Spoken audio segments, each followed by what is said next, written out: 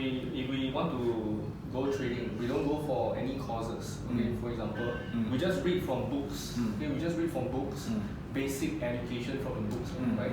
So, is it sufficient enough for us to go trading?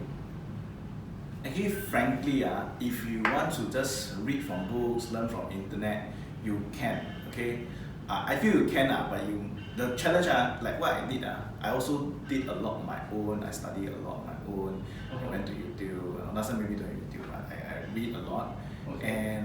But the only challenge is it takes very long because you're learning from your own experience, so it takes very long to learn what's correct and what's not correct.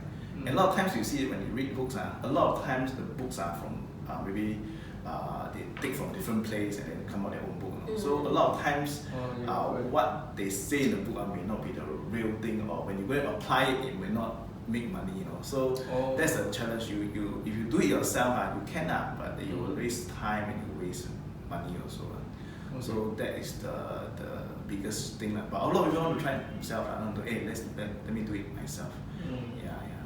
Because they see the glamorous part of a trader, like having a Rolls Royce, a bungalow, and so many, you know how many rooms in a house, and so many fast cars that they are having, so many branded watches and all. So maybe that's the reason why they actually go so fast into trading and they got burned so easily, right? And I think that's one of the biggest reason why people lose a lot of money, because they think that when you come in the market, you make a lot of money and then you buy things, and then you with the winnings and you buy things and then you live happily ever. I think that is the misconception. A lot of the media, they always paint this picture of like fast games and it's very easy and things like that.